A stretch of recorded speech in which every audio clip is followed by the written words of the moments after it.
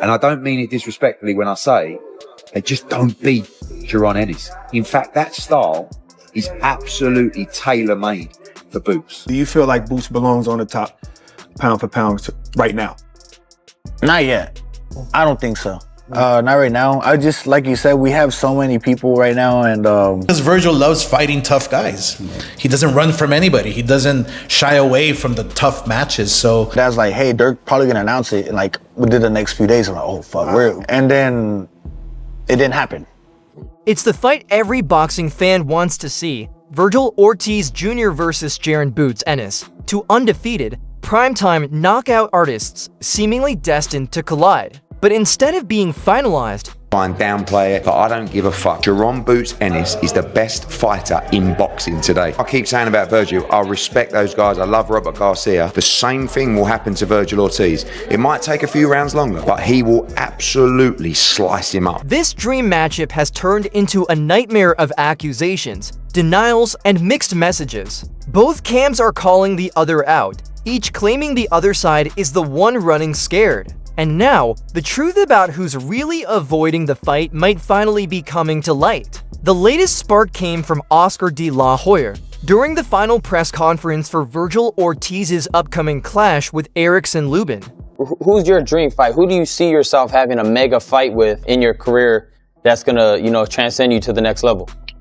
Any of the champions, Vergil Ortiz, it's a super fight. Any of the champions at 154, I'm here to make my mark, and it's starting this Saturday. For me, my legacy is to be, collect them belts, be multiple weight division champion, undisputed at 54 if possible, and keep doing it at each and every weight class, 154, 60, and maybe 68. That's my goal, and to fight these top guys.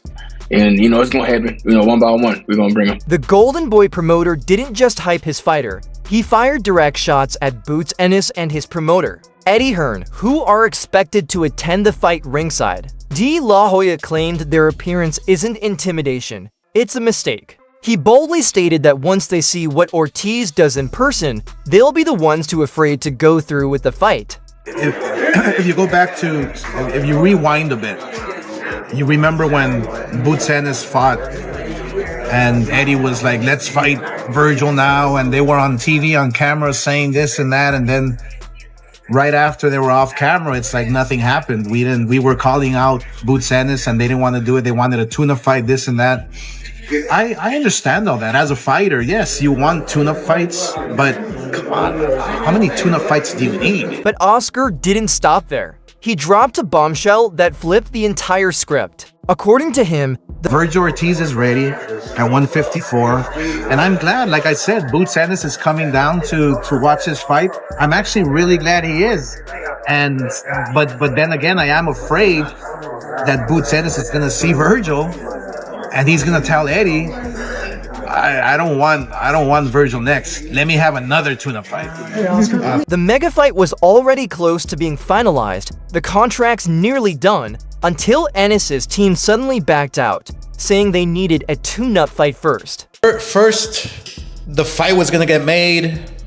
Then Boots needed a tune-up fight and another tune-up fight, I believe. Vergil's always been ready. He's always been there waiting for whoever. That's who Vergil is. No, he doesn't shy away from any challenge. And the fact that they're gonna come down to see Vergil Ortiz, it tells you everything. He's a superstar. Everybody wants to watch him. Even Eddie Hearn from the UK wants to fly down, and Boots Ennis from Philadelphia wants to see it front row in person and be in awe. That accusation paints Ennis's camp as the ones who weren't ready to commit, not Ortiz's. This isn't the first time this matchup has been tangled in public blame. To understand it, we have to rewind to 2024, when the roles were completely reversed. Back then, it was Boots Ennis's father and trainer, Bozy Ennis, who accused Ortiz's team of ducking. He went public, claiming they'd sent an official offer that Ortiz's side flat out rejected. Just to make it clear on Vergil Ortiz, we sat in a room, me, Oscar de la Hoya, Eric Gomez, and the top DAZN execs in America. We talked about how a deal would work with those two fighters, and we agreed on a deal. We went away, we signed a new deal with Boots.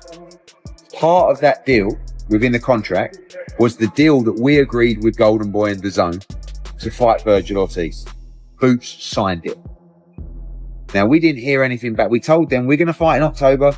They said they're going to fight in November, and we haven't heard anything back. At the time, it seemed clear Vergil Ortiz was avoiding Boots. On Tuesday, Eric Gomez called me and he said, look, I just wanted to let you know we're fighting Lubin. After that, we want to get the Boots fight made. I said, well, we're in.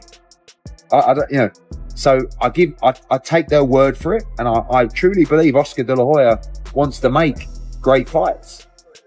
But that fight is done on our side, on all the terms that we agreed with Golden Boy. That fight for me, although it doesn't carry an official world championship, which is what we want at 54, is one of the best fights in boxing. De La Hoya fired back immediately, dismissing the claim online with a single word: false. He promised fans that the truth would come out soon enough. But genuinely, you do feel he's a very skilled fighter. Oh, yes. Yeah, maybe top 15 for sure. Right. Maybe not top 10. That's what I said. Yeah. So let's get into that then. How true is that there was a real offer made to Boots, and he turned it down? And could you talk about like what was offered to him? When I went to Riyadh the first time in November, and I met up with Turkey, I went to his his compound, his farm or whatever it was, and they said that more than likely I was going to fight Boots soon. I was like, oh shit, okay, we're finally doing this. Oscar was there and everyone was there, and I was just like, okay, cool. At 154, obviously. Yeah, because I can't move down. Right. Even Ortiz himself stepped in, saying, "That's the first I've heard of it. I didn't turn anything down." It was a classic case of he said, leaving fans confused about who was actually telling the truth. So when Turkey and those guys said that you were going to fight Boots, was there a number thrown out? There was no number. There was no number at all. The only thing that I knew was that, okay, this is a real possibility now. Then I think the next week, I was at home and my dad's like, hey, Dirk probably gonna announce it. And within the next few days, I'm like, oh fuck, we're fighting. All right, so I'm getting mentally prepared and all this shit. And then it didn't happen. That's when I got word that he turned it down. But no, I'm not gonna say he turned it down. That's just what I heard, because I don't like being on the other. Then Vergil dropped the real reason for his inactivity, and it changed everything. For a while, Ortiz was sidelined, and critics assumed his string of tune-up bouts meant he was dodging tougher opponents. But in reality, Vergil was fighting for his life. He revealed that he had been battling rhabdomyolysis, a severe and dangerous muscle condition that threatened not only his career, but his health. This wasn't a case of ducking, it was survival. Once he recovered, Ortiz came forward with a powerful statement that turned the tables yet again. He said that when he was finally healthy and ready to fight. As far as the negotiation, I'm not a manager, right? So I don't take part of any of that. All I know is that we can start from the beginning. 147, we're both upcoming prospects or whatever. Fight doesn't happen. I always felt like it was gonna happen at 154 anyways. All right, I move up to 154, past rhabdomyolysis. I had to get in a couple of tune-up fights because I just came back from a life-threatening illness. And we really wanted to make sure that I was even still okay to fight, because that's how bad it was. So I got those fights out of the way. Then we fight Bohachuk, then we fight Majimov. Jaron Ennis got a world title at 147, or a couple of them, I think. Good for him. He has a lot of momentum going his way. If I had that much momentum, I would have went straight to the big fight at 154, if I'm being honest. I'm just that kind of guy, I guess. But when it was time to say yes to fight, I was the only one that said yes. So now you have a lot of people that were saying that I was ducking at 147 when there was no fight to be offered or anything like that. The only times that the fight has ever been offered to either of us, I have said yes. So when people are saying ducking, when they align that word with me, I'm not talking about if they want to align it with him, they should. I don't care about that. But they want to align it with me, then they can't say that because I said yes. He was the only one who said yes to making the Ennis bout happen. His claim implies that Boots' camp was the one that went silent when it was time to sign. So what's really going on in this high-stakes game? Is Boots Ennis truly avoiding the risk, Or are both sides just playing the boxing business game, controlling the narrative until the timing and the money are perfect? Ennis's camp maintains that no one in the 154-pound division can touch him. His speed, power, and finishing ability are unmatched, and his last performances were proof of that. Eddie Hearn, meanwhile, insists this is all just part of the promotional buildup, the verbal chess that makes big fights even bigger. Whatever the truth may be, one thing's for certain, fans want this fight now. Ortiz versus Ennis isn't just another matchup.